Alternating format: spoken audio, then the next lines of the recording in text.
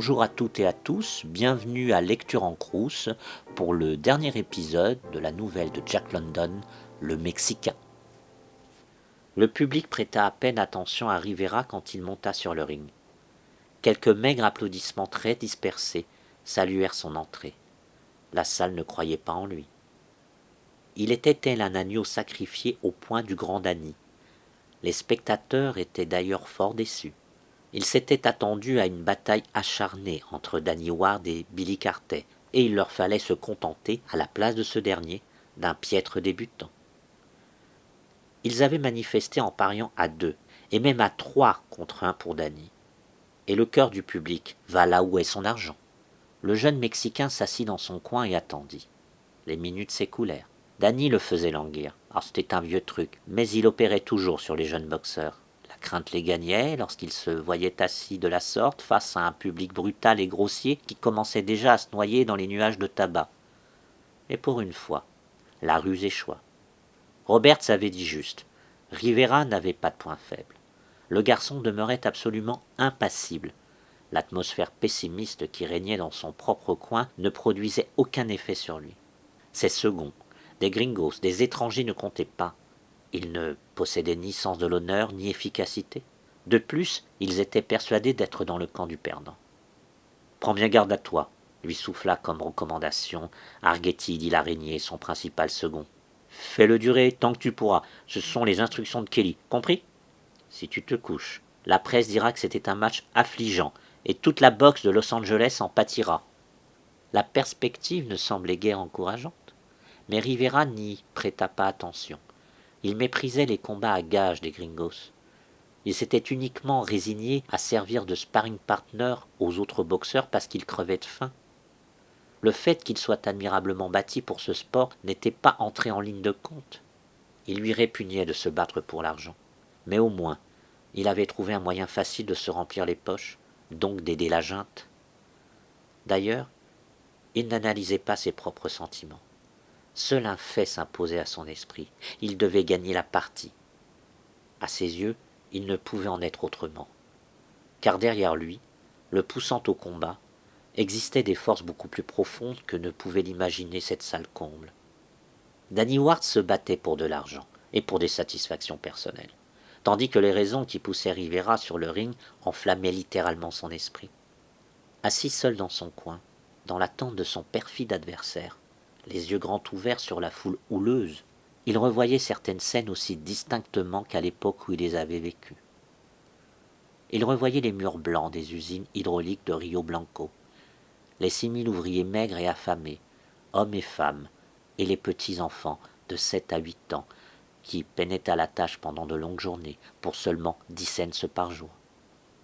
Il revoyait ces cadavres ambulants, les têtes spectrales et squelettiques des hommes qui trimaient dans les ateliers de teinture, ces trous à suicide, comme les appelait son père, où la mort vous terrassait au bout d'1 an.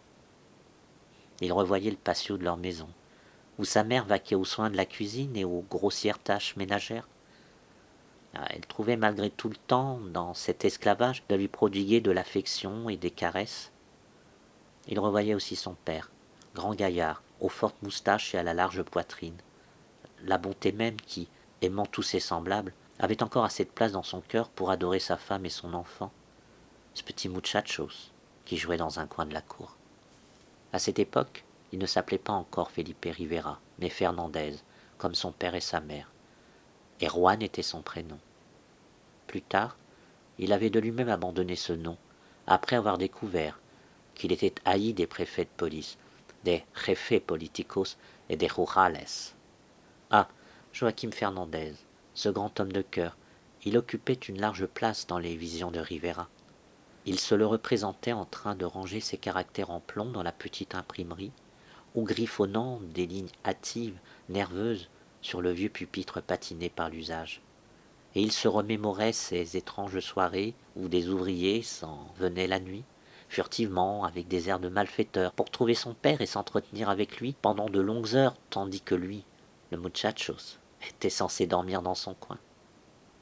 Tout à ses pensées, Rivera entendit la voix lointaine de Arguetti l'araignée qui lui disait « S'agit pas de dormir sur le tapis, encaisse et gagne ton fric ». 10 minutes s'étaient écoulées. Rivera se tenait assis dans son coin et Danny ne paraissait toujours pas. Il exploitait évidemment la ruse jusqu'à la corde. D'autres visions lui revenaient en mémoire. Il se souvenait de la grève, ou plutôt du licenciement en masse des travailleurs de Rio Blanco, parce qu'ils s'étaient solidarisés avec leurs frères grévistes de Puebla.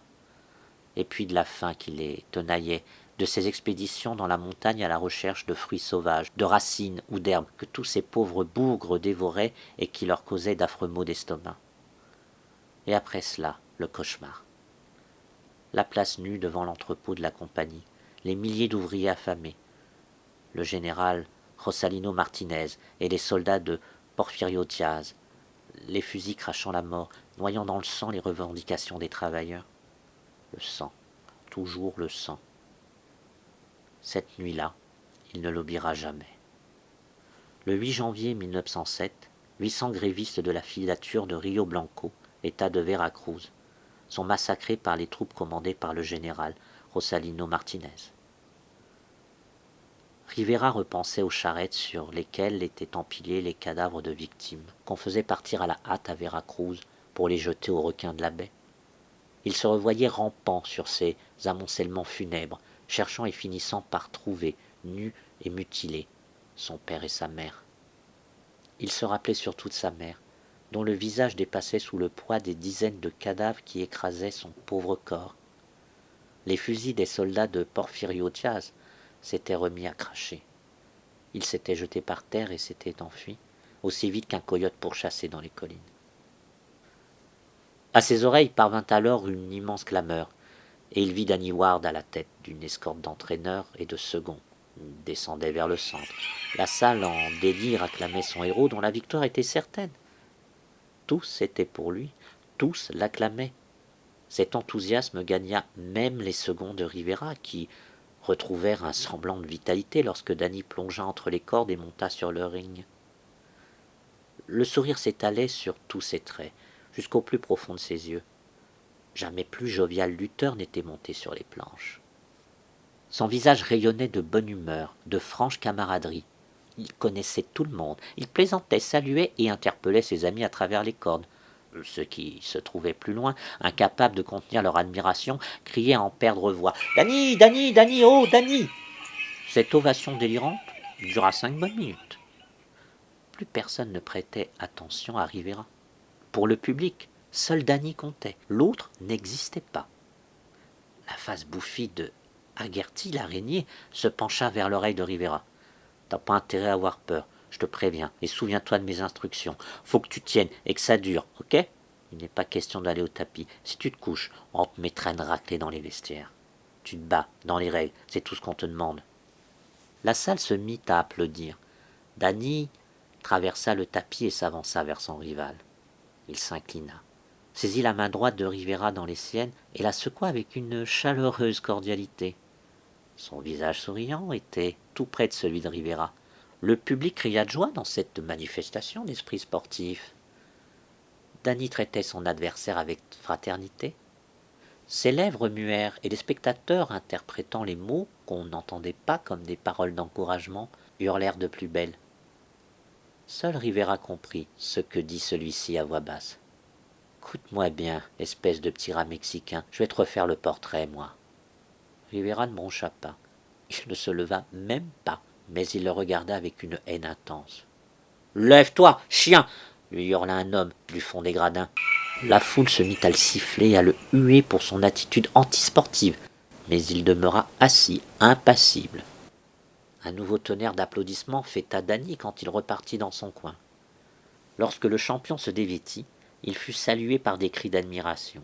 Son corps était parfait, plein de vie, de souplesse, de santé et de force. Sa peau était blanche et douce comme celle d'une femme. Il symbolisait la grâce et la puissance. Il l'avait prouvé en maints combats, et ses photographies occupaient les pages des magazines sportifs. Un grognement de déception s'éleva lorsque Haggerty l'araignée retira la tenue de Rivera. Son corps sombre paraissait plus fin. Il avait de bons muscles, mais moins visibles que ceux de son rival. Les spectateurs ne firent pas attention à la profondeur de sa poitrine. Ils ne soupçonnèrent pas non plus la dureté de sa peau, l'explosivité de ses muscles, le degré d'affinement des nerfs. Ils ne comprirent rien à cette splendide machine de combat.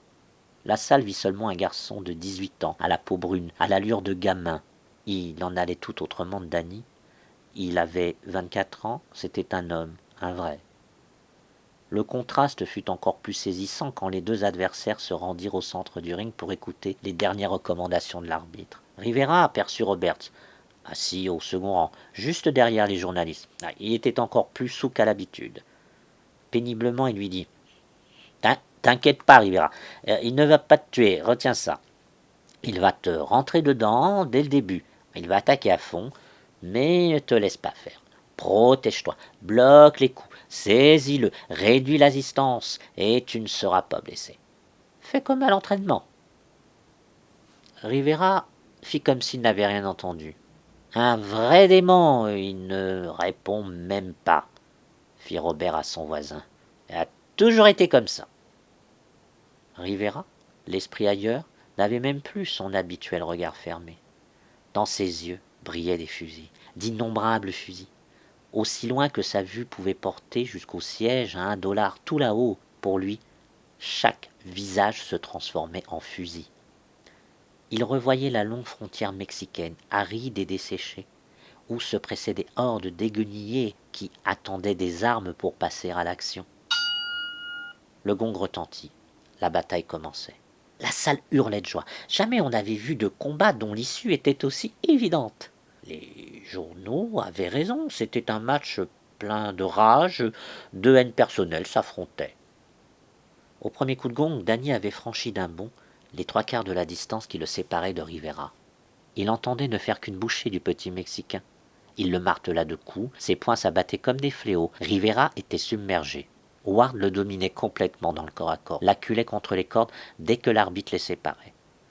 Ce n'était pas un combat, c'est une tuerie, un massacre. Danny montrait tout son talent, se livrait à une splendide démonstration. On finissait même par oublier Rivera. 1 minute s'écoula, puis 2. Lors d'un break, le public aperçut alors le Mexicain. Sa lèvre était fendue et son nez saignait. Comme il se tournait en chancelant, on vit son dos, tout zébré, des marques rouges que le contact brutal de son corps avec les cordes avait imprimées dans la chair. Mais les spectateurs ne remarquèrent pas que sa poitrine ne haletait point et que son regard restait dur, froid, déterminé. Trop d'aspirants champions avaient pratiqué sur lui, dans ces cruels camps d'entraînement, des assauts de tueurs d'hommes pour qu'il s'en effrayât. Il avait appris à s'en sortir vivant. Pour un salaire variant d'un $1/2 le combat à $15 par semaine, il avait été à rude école, elle l'avait endurci. Soudain, l'incroyable se produisit. L'avalanche de coups que l'œil pouvait à peine discerner cessa brusquement. Rivera était debout, seul. Danny, le redoutable Danny, gisait sur le dos, tremblant, convulsivement, tout en s'efforçant de reprendre conscience. Il ne s'était pas affaissé, il n'avait pas glissé. Un crochet du droit de Rivera l'avait atteint en plein élan et balayé net. L'arbitre poussa d'une main le Mexicain penché sur le champion déchu et compta les secondes.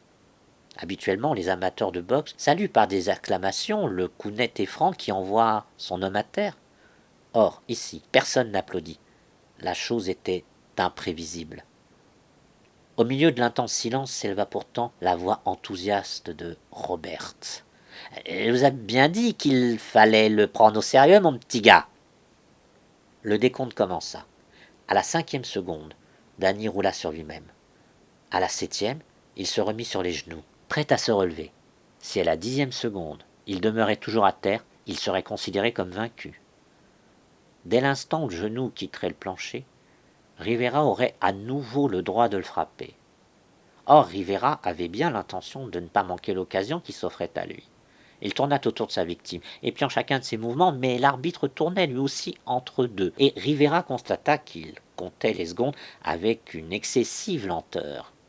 Décidément, tous les gringos se liguaient contre lui. À la 9e seconde, l'arbitre écarta Rivera d'une brusque poussée. Ce geste déloyal permit à Danny de se relever indemne, le sourire aux lèvres. Replié sur lui-même, protégeant d'une garde rapprochée sa tête et sa poitrine, il força habilement Rivera au corps à corps. L'arbitre aurait dû intervenir pour les séparer, mais il n'en fit rien. Il laissa Danny s'accrocher à son adversaire et reprendre peu à peu ses forces. La dernière minute du round était presque écoulée, et s'il pouvait tenir jusqu'à la fin, une pleine minute de repos lui suffirait pour se remettre d'aplomb. Or, bien qu'à un moment donné il sembla au bout du rouleau, il tint, et ce fut avec un nouveau sourire qu'il regagna son tabouret. Le sourire à toute épreuve cria quelqu'un dans l'assemblée, et tout le public se mit à rire bruyamment.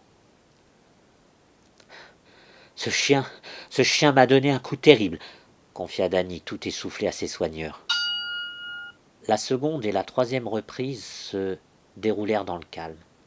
Danny, en vieil habitué des rings, se contenta de parer, de bloquer les coups, de faire du corps à corps afin de se remettre des assauts brutaux du premier round.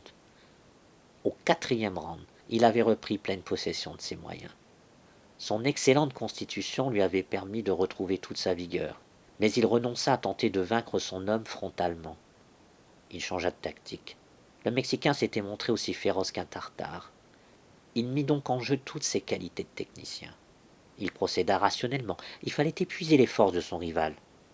Et il entama un martèlement systématique. Il plaça 3 coups pour 1. C'étaient des coups sans grand danger, mais dont la somme totale affaiblirait fortement Rivera. Pour se défendre, celui-ci pouvait compter sur son direct du gauche déconcertant, aux grandes dames de la bouche et du nez de Ward, où s'accumulaient les dégâts. Mais Danny était talentueux. Il pouvait changer de garde à tout moment.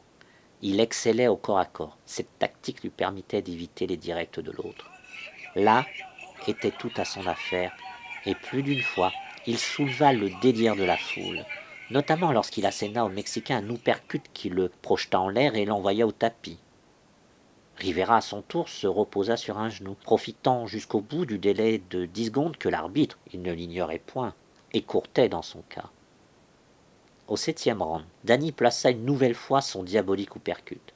Il ne réussit d'abord qu'à ébranler Rivera, mais l'instant d'après, il le frappa d'un direct du droit qui le sonna et l'envoya hors des cordes, sur les journalistes. Ils le hissèrent au bord du ring. Rivera demeurait là, reposant sur un genou, tandis que l'arbitre égrenait rapidement les secondes. La salle ravie hurlait « Tue-le, Danny, tue-le » On aurait dit une bande de loups assoiffés de sang.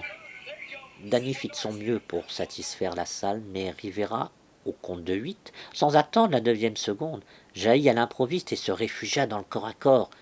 L'arbitre s'empressa de l'en arracher pour l'exposer au coup de Danny, auquel il donnait tous ses avantages. Mais Rivera ne se laissa pas abattre. Son étourdissement se dissipait. Le comportement déloyal de l'arbitre, les cris des gringos haïs, tout cela lui semblait naturel. Il n'y avait aucune justice à attendre d'eux. Ses visions le reprirent. Elles passaient comme des éclairs.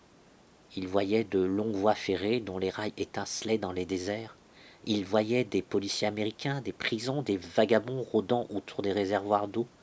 Il repensait à sa douloureuse odyssée, celle qui avait suivi sa fuite après le massacre de Rio Blanco. Et puis, resplendissante et glorieuse, il entrevoyait la grande révolution rouge. Elle balayerait toute l'étendue de son pays. Les fusils étaient tous là. Toutes ces têtes honnies étaient des fusils. C'était pour ses armes qu'il se battait. Il était lui-même une arme. Il était la révolution. Il personnifiait le Mexique. La salle montrait une fureur croissante contre Rivera. Pourquoi s'acharnait-il? Car battu il serait, cela allait de soi. Pourquoi s'obstinait-il ainsi? Bien peu s'intéressaient à lui en dehors du pourcentage habituel des joueurs professionnels qui misent sur le coup de chance. Tout persuadés qu'ils étaient de la victoire de Danny, ils avaient néanmoins misé sur le Mexicain, à 4 contre 10 et à 1 contre 3. On avait joué d'assez fortes sommes sur la résistance de Rivera. D'importants paris avaient été engagés qui ne tiendraient pas 7 rounds, ni même 6. Cependant, Rivera refusait de se laisser battre. Pendant toute la 8e reprise, son adversaire tenta vainement de placer son uppercut. Au 9e round, Rivera stupéfia encore la salle. Avec souplesse et rapidité, il esquiva l'uppercut et asséna un crochet au foie. Danny alla au tapis pour ne se relever qu'à la dernière seconde. Le public n'en revenait pas. Son idole était prise à son propre piège. Au 10e round, par 2 fois, Rivera plaça un uppercut du droit qui vint s'écraser sur le menton de son rival. Danny réprimait difficilement sa fureur. Il n'abandonna pas pour autant son sourire, mais il en revint à sa tactique de ruée furibonde, sans grand effet. Après avoir résisté à cet ouragan déchaîné, Rivera envoya 3 fois de suite son adversaire au tapis. À présent, Danny ne se remettait plus si vite, et au 11e round, il était en piteux état. De cette reprise jusqu'à la 14e, l'art qu'il déploya fut le plus beau de sa carrière. Il parait, bloquait, se dérobait, ménageant ses forces, s'attachant à reprendre son souffle. En outre, il tirait parti de tous les artifices, légitimes ou non, que connaissaient les vétérans de la boxe, soit en cognant de la tête, comme accidentellement, dans l'estomac de son rival, soit encore en bâillonnant de son propre gant la bouche du Mexicain, pour lui couper la respiration. Souvent, dans les accrochages, entre les lèvres fendues et souriantes, il glissait dans l'oreille de Rivera les plus basses insultes. Ayant trouvé un maître en ce surprenant petit boxeur inconnu, il entendait jouer son va-tout sur un seul coup de poing. Il s'offrait au cou de son rival, feintait, l'attirait, cherchant le point faible, guettant l'ouverture, celle qui lui permettrait de placer le coup décisif avec tout son poids et qui ferait tourner en faveur l'issue du combat. Il fallait viser le plexus solaire d'abord, puis la mâchoire.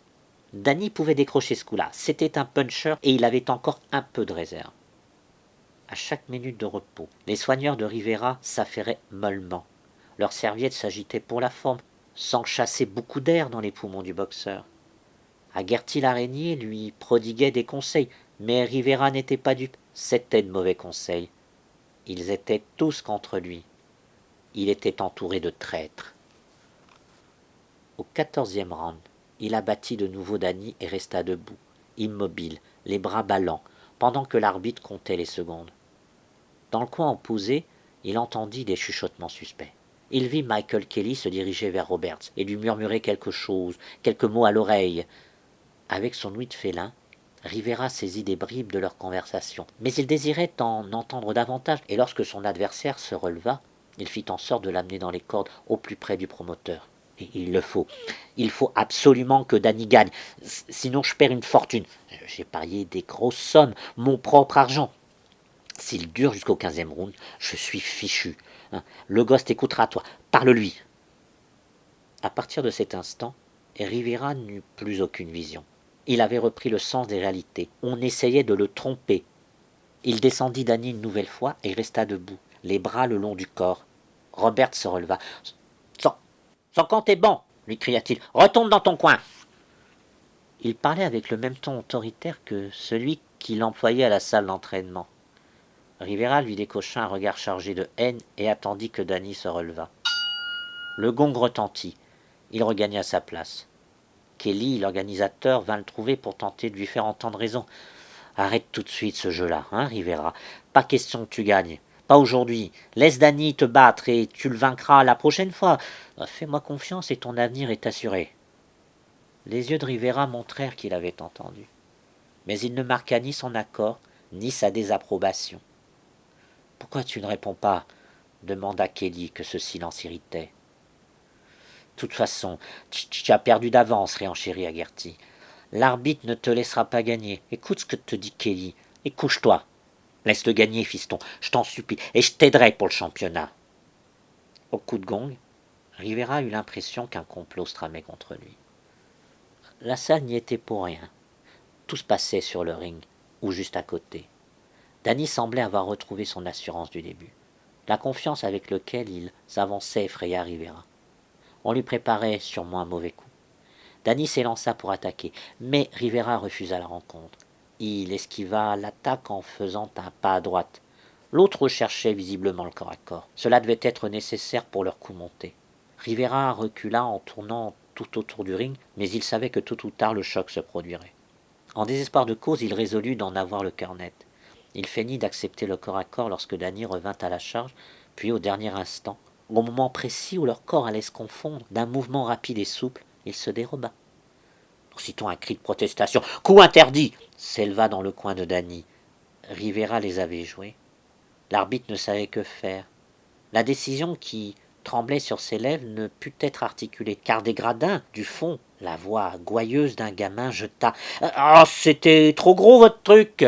Danny se mit alors à injurier et à provoquer ouvertement Rivera, qui s'échappait en sautillant. Celui-ci avait pris le parti de ne plus frapper au corps. c'était compromettre la moitié de ses chances de victoire, car il savait qu'il ne gagnerait la partie qu'en réservant toutes les forces qui lui restaient pour un coup à distance en pleine tête. Ses ennemis épiaient la moindre occasion pour le disqualifier. Danny, dès lors, en oublia toute précaution. Pendant 2 rounds, il poursuivit et assaillit de coups le petit Mexicain qui n'osait pas l'affronter de près. Rivera encaissa stoïquement. Pendant ce suprême effort de Danny, tout le public debout délirait de joie. Il ne comprenait pas, il voyait seulement son favori gagner la partie. « Pourquoi tu ne te bats pas ?» hurlaient de voix furieuses à l'adresse du Mexicain. « Poltron, quoi? Vas-y, Danny, allez, finis-le, tu le tiens cette fois !» Dans la salle survoltée, Rivera était le seul à garder son sang-froid. De tempérament, il était bien plus passionné et plus sanguin que tous ces gens-là.